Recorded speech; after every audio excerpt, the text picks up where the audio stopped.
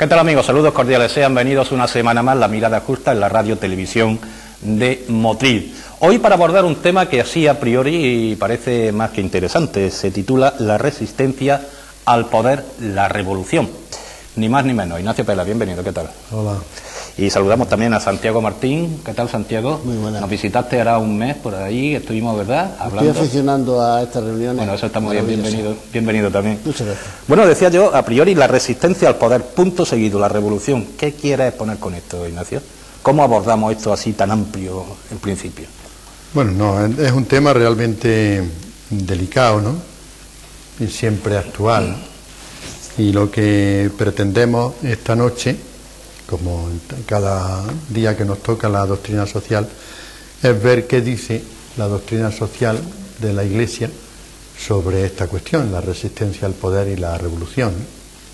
Si en determinadas circunstancias es legítima la resistencia, la desobediencia, por tanto, a la insumisión, ¿no? La desobediencia a las leyes, ¿no? Al poder constituido legítimamente, y si también hay circunstancias que puedan legitimar de alguna manera la revolución, ¿no? Y entonces eso es lo que vamos nosotros esta noche a dilucidar aquí, a la luz de lo que la doctrina social nos dice sobre esta cuestión. Claro, pero también, claro, se puede abordar, a lo mejor no coincide en las opiniones en torno, por ejemplo, el concepto revolución, con lo que piensa a lo mejor Santiago. No sé qué pensará Santiago, a lo mejor no coincide con lo que con la doctrina social de la Iglesia, Santiago. Porque la revolución para unos puede llegar hasta cierto punto de revolución y para otros a lo mejor una involución más que otra cosa.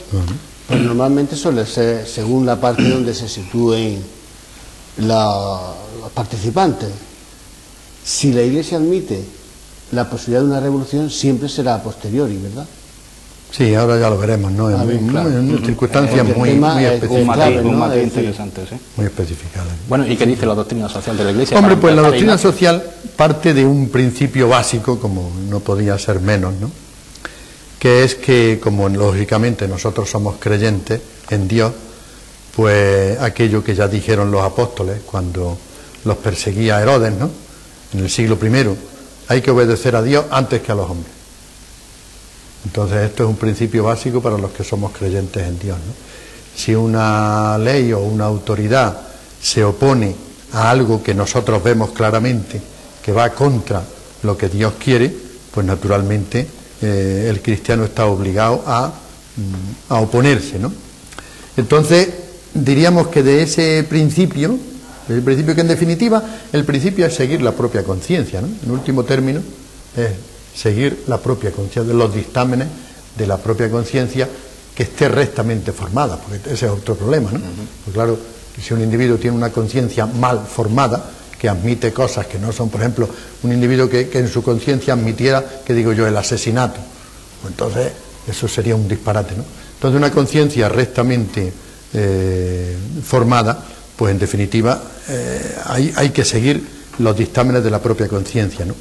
Y entonces eso tiene una doble aplicación, ese principio de obedecer a Dios antes que a los hombres, o seguir los dictámenes de la propia conciencia.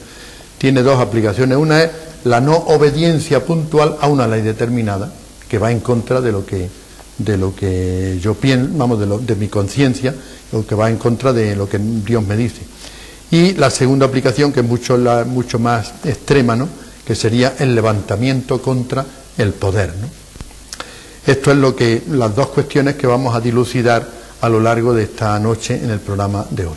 No sé, el amigo Santiago, lo que pensará de esto. Hombre, yo creo que hablar hoy de eso en el siglo XXI es factible, ¿no? Pero si nos retrotraemos al tiempo, por ejemplo, cuando los protestantes se levantaron, que ellos creían seguir los dictámenes de Dios y del Evangelio, y la Iglesia se opuso tajantemente a eso, y ya conocemos la cantidad de fracasos que hubo, y también hechos más recientes, como por ejemplo en Sudamérica, ¿no? Sí, sí. Es decir, es un tema muy delicado ese, es un tema muy porque siempre está la autoridad que dice, en el momento crucial, tú te estás equivocando, y por lo tanto te castigo. Claro, por eso cuando decimos hay que obedecer a Dios, menos más que ha insistido en el tema de la conciencia. Obedecer a Dios, ¿qué significa? ¿Y quién es el que se arroga de esa palabra de Dios? ¿Quién se arroga a decir, yo soy el representante de Dios en la tierra y yo aquí soy lo que yo digo? No, hombre, hay eso a lo mejor cosas, subleva a mucha gente. hay Sí. cosas muy claras, otras cosas no son tan claras, ¿no? Por supuesto, ¿no? Pero en el Evangelio hay cosas muy claras, ¿no? Si leemos el Evangelio, pues por ejemplo hacer daño a alguien, eso va contra, eso es contrario a la voluntad de Dios. Matar, ¿no? Odiar, porque Jesucristo dice, el no perdonar. O sea que hay cosas muy claras en el Evangelio, hay otras que no son tan claras. Por eso, en general, la doctrina social siempre es contraria, en general, ¿no? En general, es contraria a la insumisión y a la revolución. Especialmente en el siglo XIX, que es cuando fundamentalmente nace la doctrina social, pues como en aquella época fue época de muchas revoluciones, ¿no? En el siglo XIX en todos los países, o en casi todos los países, pues la doctrina social y la revolución normalmente lleva a la violencia y al uso de la violencia. Entonces, claro, la Iglesia es contraria, en general, ¿no? Por principio a la violencia, ¿no? Entonces, por eso digo que en el siglo XIX, en general, la doctrina social subraya más la obediencia al poder que la insumisión al poder, ¿no?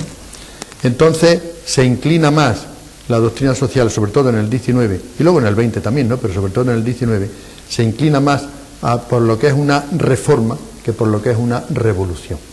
Es decir, cuando la doctrina social defiende que cuando en un país las cosas van mal, pues en lugar de acudir a una revolución, que normalmente lleva al uso de la violencia, es mucho más eficiente y mucho más práctico la reforma. Reformar las instituciones que son causa y fuente de ese malestar o de esa injusticia que se está viviendo en la sociedad, ¿no? Pero eso solamente se puede hacer desde la democracia, ¿no?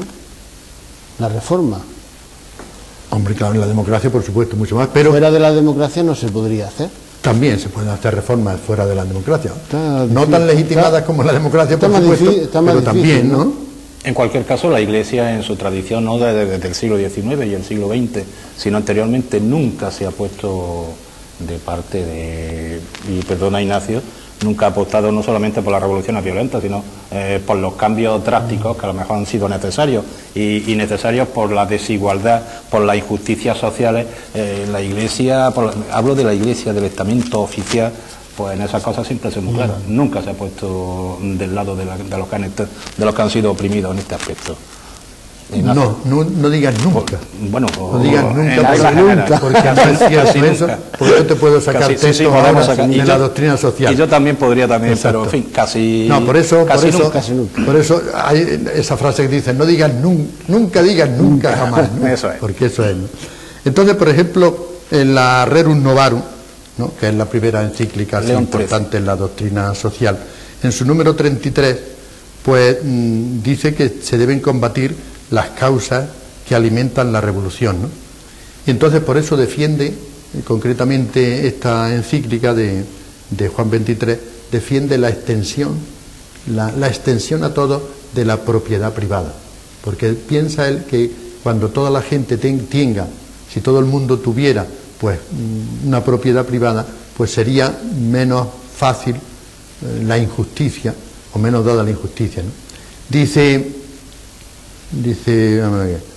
por ello las leyes deben favorecer este derecho a la propiedad privada, y proveer en la medida de lo posible a que la mayor parte de la masa obrera tenga algo en propiedad. Con ello se obtendrían notables ventajas y, en primer lugar, una más equitativa distribución de la riqueza, que es una de las fuentes principales, por no decir la principal, de todo malestar y de toda injusticia, ¿no? La injusta distribución de la riqueza, ¿no? Por eso ya abogaba esta encíclica, en el año 1891, abogaba por una distribución de la riqueza, una justa distribución de la riqueza. En definitiva, abogaba por extirpar las causas de la injusticia social y, por consiguiente, las causas que dieran origen a la revolución. Luego tenemos en el siglo XX, en el siglo pasado, Pío XI, que defiende la insurrección en unas circunstancias de grave opresión, unas circunstancias muy determinadas, ¿no? De grave opresión. Y una vez que se han agotado todos los otros medios que hubiera para llegar a un entendimiento, a una reforma, como son naturalmente el diálogo o el arbitraje de otras potencias, ¿no? Eso lo defiende Pío XI en el año 1937. Luego, Juan XXIII, ya en la Pacem in Terris, él ya en los años 60, ¿no?, que es cuando vivió este Papa, pues él defiende, más que la revolución, defiende la evolución. O sea que, como vemos, la doctrina social siempre siente un repelú ante la revolución, ¿no? Un repelú, porque lleva consigo aparejada, claro, es normal, lleva consigo aparejada la violencia, ¿no?, el uso de la fuerza, y claro, el uso de la fuerza y la violencia pues no suele traer buenas consecuencias. También grandes cambios, y también para la Iglesia como institución, claro, que tampoco quiere cambios. Es curioso, o sea, que esas dos encíclicas, esas papas que he nombrado, la Rerum Novarum en 1891, que van un poco al rebufo de la historia. Es cuando las doctrinas filosóficas de Marx y de Engels, antes con Proudhon, está Bakunin, Kropotkin, están con el anarquismo, y cómo con ese movimiento sobre el socialismo, cómo va avanzando, y nos encontramos con esa respuesta. Pío XI, 1937, con el auge de los fascismos y con el estalinismo en la Unión Soviética. De alguna manera se puede hacer ese paralelismo. Eso indica que la doctrina social pues va al aire, va al pairo con la evolución normal, ¿no?, histórica de la sociedad, ¿no? Más cosas, Ignacio. Sí, luego ya tenemos en la Populorum Progressio de Pablo VI, él defiende que en el número 31 de la Populorum Progressio dice: sin embargo, como es sabido, la insurrección revolucionaria, salvo, y aquí introduce esto, que esta frase fue muy discutida contra él, ¿no? Dice: la insurrección revolucionaria, salvo en el caso de tiranía evidente y prolongada, que atentase gravemente a los derechos fundamentales de la persona y dañase peligrosamente el bien común del país, engendra nuevas injusticias, introduce nuevos desequilibrios y provoca nuevas ruinas, ¿no? O sea que él se opone a la insurrección revolucionaria, salvo en estos casos que sí estaría legitimada la insurrección, ¿no? Salvo en el caso de tiranía evidente y prolongada, que atentase gravemente a los derechos fundamentales de la persona y dañase peligrosamente el bien común del país. En esas circunstancias se admite la legitimación de la revolución. Estas palabras fueron muy discutidas. Fue un papa en ese aspecto contundente. Franco estuvo mal visto, ¿no? Hombre, muy mal, hubo un enfrentamiento serio, ¿no? A punto de excomulgarlo a Franco. Cuando dice, pues yo casi que estaba yo pensando en eso. Esto era en los años 70, la primera mitad de los años 70, sí, cuando surgía la Populorum Progressio. La Populorum Progressio, pues te puedo decir exactamente el año en que es, ¿no? La Populorum Progressio es del año... Con tantos escándalos, sobre todo en África, con tantos dictadores que fue surgiendo, cuando conforme las colonias... 1967. 67, bueno, antes, pues más a mi favor todavía, en ese caso. Eso. Entonces, ¿qué me dices? Que Pablo VI tuvo muchas críticas, pero críticas dentro de la misma jerarquía vaticana. Claro, dentro de la Iglesia y fuera de la Iglesia, por supuesto, ¿no? Y dentro de la Iglesia incluso también, pues esta frase fue muy combatida, ¿no? Se mantuvo firme. Él se mantuvo, claro, y ahí se mantiene la frase, claro, dentro de la Populorum Progressio, que, como sabemos, las encíclicas son un documento oficial, ¿no? Oficial de la Iglesia, no dogmático, pero sí oficial. El mensaje fundamental de Cristo es que la persona es sagrada. Claro. Si viola a la persona tiene que rebelarse, no puede permitir que la humille, porque entonces es que es su propia naturaleza. Bueno, también hecho a los mercaderes fustigándolos, ¿no? Hombre, en la doctrina de la legítima defensa, ¿no? Que siempre en la moral cristiana y no cristiana siempre se ha admitido, ¿no? La legítima defensa, y que es la que ha legitimado muchas veces el uso de la violencia. Eso es. Bien, con esto, pues yo creo que podemos meternos un poco, puesto que estamos hablando de la revolución y de la involución, no de la involución, sino de la revolución y de la insumisión. Podemos meternos un poco a ver qué dice la Iglesia sobre la guerra y sobre la paz, ¿no? Porque en definitiva una revolución lo que lleva es una guerra, en definitiva, ¿no? Pero yo no sé lo que mi amigo Santiago pensará sobre la guerra y la paz, ¿no? Hombre, yo creo que la guerra ha sido... Que ha existido la guerra. Que ha existido desde siempre, desgraciadamente. O afortunadamente. Hombre, afortunadamente, ¿por qué? Pues voy a exponer la idea, ¿no? Así, todos recordamos la maravilla de la muralla china, que se construyó para defenderse de los del exterior, de los, ¿cómo era? ¿Qué pueblo era? Pues sería de los mongoles. De los mongoles que estaban allí al lado, sí. Y vivió 800 años en paz. Pero, ¿qué fue? Un año repetido 800 veces. Si ese pueblo hubiera combatido con otros, no se sabe a dónde hubieran llegado los chinos, ¿eh? En cambio, se estancaron, se anquilosaron. No hubo movimiento, no hubo contacto con el exterior. Y muchas veces el contacto con el exterior lo lleva la guerra. En esa medida, en otros tiempos, de conquistas, de avances, de un territorio, una tribu que va a otro sitio, que conquista, con todos los aspectos negativos y tal, pero entonces los hombres se medían sus fuerzas. Hoy día no. Hoy día está totalmente, denigrada, ¿no? Pero en otros tiempos, por eso cuando hablamos de la guerra hay que distinguir el pasado y el presente. Y no era mismo la batalla de las Termópilas con la Ardenas, ¿verdad? Exactamente, no, ahora no. Ahora sí que es una barbaridad. Aparte está la comunicación, los medios, el diálogo, cosa que antes porque no existía. Sí, hoy las armas son mucho más letales, ¿no? de exterminio, pero en definitiva el espíritu de la guerra es el mismo, el de ahora, que de la batalla de las Termópilas, ¿no? Entonces yo no estoy de acuerdo contigo de que eso, de que la guerra pues fue en determinadas circunstancias, pues fue la ocasión de que un pueblo saliera de su aislamiento, pero también podía haber salido, como de hecho otros pueblos salieron de su aislamiento, pues por relaciones comerciales o por relaciones culturales y no por relaciones bélicas. Es posible, pero ¿qué hubiera pasado en Europa si el Imperio Romano no hubiera conquistado el Mare Nostrum? Pues no sé. Es decir, bueno, simplemente he puesto ese punto de distinguir el pasado y el futuro. Creo que lo importante es la doctrina social de la Iglesia. Bueno, en cuanto a los romanos aportaron la civilización, aportaron la civilización los romanos. Hombre, eso era indiscutible. El que no se dejó conquistar, peor para él. Claro, pero mientras fue a través de sudor y muerte. No, desde luego. Bueno, ya la civilización la copiaron o la cogieron de Grecia y ellos la extendieron, claro. Y Grecia la llevó también de la misma manera. La extendieron con sus legiones. Sí. Con sus legiones. Pero vamos, no estoy yo de acuerdo de que sea, diríamos, un medio necesario para... sino que circunstancialmente lo fue. Circunstancialmente lo fue. Sí. Ha sido. Ha sido, sí. Ha sido. Bueno, en cuanto a la guerra, pues en la doctrina social, la vivencia de la Iglesia se ha ido diversificando, ¿no?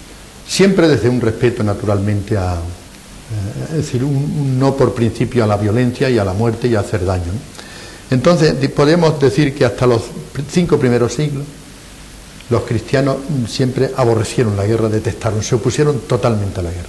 O sea, eran pacifistas 100%. Y ellos se dejaron matar, así literalmente, se dejaron matar por su fe y no opusieron resistencia ninguna. Más o menos hasta el siglo V, ¿no? Cuando el Imperio Romano pues ya se convierte, se hace cristiano un siglo antes, ¿no? Pero luego ha habido una evolución desde el siglo V, sí, hasta el siglo XX, hasta la mitad del XX, es decir, hasta la Segunda Guerra Mundial, en que la doctrina la doctrina de la Iglesia ha tendido a humanizar la guerra. Es decir, sabemos que la guerra es un fenómeno malo, porque produce daño, produce a las personas y a los bienes, pero a veces es incontestable, ¿no? Es decir, a veces es imposible el detenerlo. Entonces hay que procurar humanizarla dentro de lo posible, ¿no? Y entonces eso es lo que ha pretendido la doctrina. Y entonces ha dicho que para humanizar la guerra, pues acogerse al principio de no matarás, ¿no? que es el 5.º mandamiento, como sabemos, de la ley de Dios, el 5.º mandamiento. 5.º mandamiento que Jesús lo perfecciona.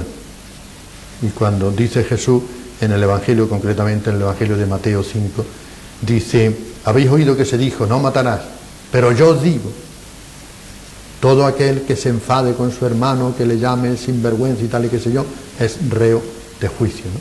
Es decir, que Jesucristo lleva, diríamos, al extremo ese mandato de no matar, ¿no? No matarás. Entonces, no dañar a la persona, no solamente física, de manera física, sino de manera psicológica, no dañar, ¿no?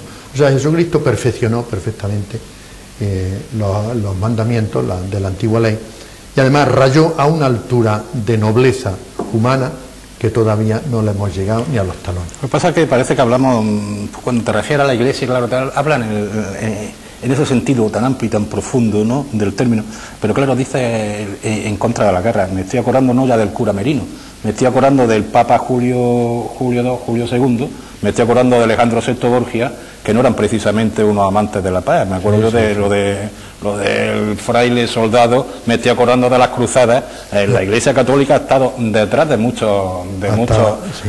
de guerras, de incursiones, y por qué acordarnos de la Santa Inquisición. O sea que muchas veces choca mucho lo que es la Iglesia, que en el concepto tan amplio que tú hablas, la doctrina de la Iglesia, lo que hereda de Jesús, lo que enseña los evangelios, a lo que han hecho los papas en esa tradición desde el siglo V, porque Juliano el Apóstata se hizo apóstata precisamente porque veía a los cristianos, estaba escandalizado cómo se mataban unos a otros por ser obispos. En fin, que no siempre la Iglesia oficial ha sido lo más cristiana que... O sea, la praxis muchas veces no ha ido pareja a la doctrina. Esa doctrina aparece en el siglo XIX, finales del XIX. ¿Cómo? Esa doctrina aparece a finales del siglo XIX. No, esta doctrina que yo estoy diciendo de humanizar la guerra desde el siglo V en adelante, el siglo V en adelante. Entonces leemos, por ejemplo, los grandes clásicos de Santo Tomás, por ejemplo, pues este hombre habla de la guerra, y habla de la guerra, pues de la guerra justa, justifica la Iglesia, o sea, la Iglesia justifica la guerra si se dan una serie de condiciones. Él concretamente habla de 4 condiciones. Si se da una causa justa, ¿no?, para la guerra, como es, por ejemplo, la legítima defensa. Legítima defensa. Un pueblo tiene que defenderse porque está siendo atacado, entonces es causa justa de que ese pueblo se levante, ¿no? Otra es que sea el último recurso, porque se hayan agotado todos los otros recursos posibles de parlamentar, de dialogar, del arbitraje de otra persona o de otra potencia. Otra condición es que los daños previsibles que se van a ocasionar sean menores que el bien que se persigue. Y otra que es que sea declarada por una autoridad legítima. Son las 4 condiciones que Santo Tomás y toda la doctrina... Y así lo recoge casi el Código Penal, cuando habla de legítima defensa. Claro. Sin embargo, insisto en la mala imagen que ha dado la Iglesia. Me estoy acordando, en el siglo XIV, el obispo de Béziers, en el sur de Francia, estaban sitiando a los cátaros. Y entonces le preguntaron al obispo que cómo iban a distinguir el que era cátaro del que no, y contestó, y eso es historia: matarlo a todos, que el Señor lo reconocerá en el cielo. Reconocerá los cielos. Pues eso no me parece ni muy cristiano. Evidente. Sin embargo, ese hombre hizo carrera en la Iglesia. Evidente, ¿no? Pero vamos, tú ten en cuenta que yo estoy hablando de la doctrina. Luego la praxis, desgraciadamente, pues muchos no la siguieron. Ni antes ni ahora, ¿no? Porque también ahora sigue habiendo a veces pues una violencia de las conciencias, ¿no? Que dijo precisamente Pablo VI que era la peor de las esclavitudes, la esclavitud de la conciencia, ¿no? Y a veces se da en la Iglesia esa esclavitud de la conciencia, se daba, y a veces se dan algunos casos también actualmente. ¿Ya está? Pero claro, yo estoy hablando de la doctrina. Ahí tenemos la doctrina, ahí tenemos el Evangelio. Lo que pasa es que luego no vivimos el Evangelio los que decimos creer en él, ¿no? Por eso siempre, claro, el Evangelio siempre es como diría yo, como nuestra acusación permanente, ¿no? Nuestro fiscal permanente. Esta es la referencia siempre. Es la referencia, claro, la referencia obligada y deseada, ¿no? Bien, Santiago, ¿tú qué dices de todas estas cosas? Porque claro, ya con esto nos hemos llegado a la Segunda Guerra Mundial, a la mitad del siglo XX, donde ya cambia los postulados de la... Ya hasta entonces se había hablado de humanizar la guerra. Entonces, a partir de las armas esas tan letales, ¿no?, de exterminio masivo, las atómicas y las otras bacteriológicas, pues claro, ya la doctrina cambia y empieza a hablar no de humanizar la guerra, sino de extirpar totalmente la guerra y hablar de la cultura de la paz. Pero en fin, antes de eso, yo quisiera ver lo que nos dice el amigo Santiago sobre esto, ¿no? Bueno, pues actualmente, evidentemente, estoy de acuerdo que la guerra habrían que desaparecerlas totalmente, pero hay también otro tipo de guerra, que es el que impone, por ejemplo, Estados Unidos a países como Cuba o Irán, con los embargos económicos. Es otro sistema de guerra, que son inhumanos, porque no olvidemos lo que sufren ese país, ¿no? Irak, lo que sufrió tantísimos años. Es decir, que actualmente parece ser que todos estamos en contra de la guerra, sí, pero hay otro tipo de guerra que se mantiene, con África, por ejemplo, ¿no? Que la imponen las multinacionales. Que están impuestas por las multinacionales. Y la Iglesia muchas veces, pues, no es que esté de acuerdo, las condena muchas veces, pero también otras callan, ¿no? O sea, que hay guerras que... A Estados Unidos, por ejemplo, no le condena los embargos, que yo sepa, ¿no? Yo no lo he oído, ¿no? Algunas veces se echa de menos que la Iglesia haya levantado la voz para decir... Voces sí ha habido, claro, voces de obispos y eso... No, pero la Iglesia como... Pero... Desde su alta instancia, ¿no? No, ha habido altas instancias ahora, ¿no? Quizás no todas, con la contundencia debida. O no eran tan altas. O no eran tan altas. O no eran tan altas. O no eran tan altas, ¿no? Pero sí, no, también, sí. No, entonces, a partir de eso, de la Segunda Guerra Mundial, que como sabemos terminó el año 1945, ¿no? Ante la existencia de esas armas tan destructivas, ¿no? De destrucción masiva, pues cambia el mensaje y cambia la concepción. Y entonces ya se pretende ir hacia una ética de la paz, ¿no? Fomentar y construir la paz. Y a ese propósito, pues tenemos entonces la Paz in Terris de Juan XXIII, ¿no? Donde él defiende naturalmente por encima de todo la paz, ¿no? La paz como fruto de la verdad, la justicia, el amor y la libertad, ¿no? Porque claro, la paz es un concepto dinámico, ¿no? O sea, se empezó diciendo que la paz era la ausencia de guerra, ¿no? El no guerra, pero claro, eso es muy poco, ¿no? Luego también en la Edad Media la paz se definía como la tranquilitas ordinis, la tranquilidad del orden. El orden es necesario, pero en fin, también esto es poco, ¿no? Luego ya se dijo que la paz era opus justitiae, obra de la justicia. Y va a ser el Juan XXIII, en la Paz in Terris, que diga que la paz es fruto de la verdad, la justicia, el amor y la libertad. Entonces, claro, cuando se da verdad, justicia, amor y libertad, entonces cuando la paz resultante, esa es verdadera, ¿no? Y naturalmente en eso que tú has referido antes de los embargos, por ejemplo, ahí no se da justicia, ni se da libertad. Entonces, la paz que se consigue en esos pueblos es una paz forzada, que no es paz, ¿no? Es el silencio de los corderos, diríamos, ¿no? Eso es. Y luego Juan Pablo II va a decir que la paz, que la paz es el fruto de la solidaridad. Y a raíz de esto, a partir del año 1969, la Iglesia establece un día mundial, una jornada mundial de la paz, que es el 1 de enero de cada año, ¿no? Desde el año 1969 se viene celebrando, entre nosotros los cristianos, se viene celebrando el 1 de enero como Jornada Mundial de la Paz, precisamente para ir luchando a favor de todo este desideratum que hemos dicho antes, de la verdad, la justicia, el amor y la libertad. Nos indica nuestro catón particular, que es Paco Martín, que se agota el tiempo ya al margen de esto. Sí. Si me permitís, yo sé, Ignacio, que quería hacer un llamamiento. Sí, yo quería hacer un llamamiento. La solidaridad en algún aspecto. Explícanos. Sí. En primer lugar, yo quería decir que lo importante yo resumiría todo esto diciendo que lo importante es la paz del corazón, ¿no? Porque si yo estoy en paz conmigo mismo, pues normalmente estaré en paz contigo. Si tú estás en paz contigo mismo, pues estarás con el vecino. Entonces lo importante es la paz interior, ¿no? En definitiva, la paz y la felicidad o la guerra o la tristeza la hacemos siempre desde dentro, ¿no? Desde nuestro ser, ¿no? Y entonces, a propósito de esto, pues yo quisiera aprovechar esta ocasión para invitar a toda la audiencia a que el próximo sábado, día 4 de abril, vamos a tener en Granada un gesto precisamente en favor de esta paz y de esta convivencia, ¿no?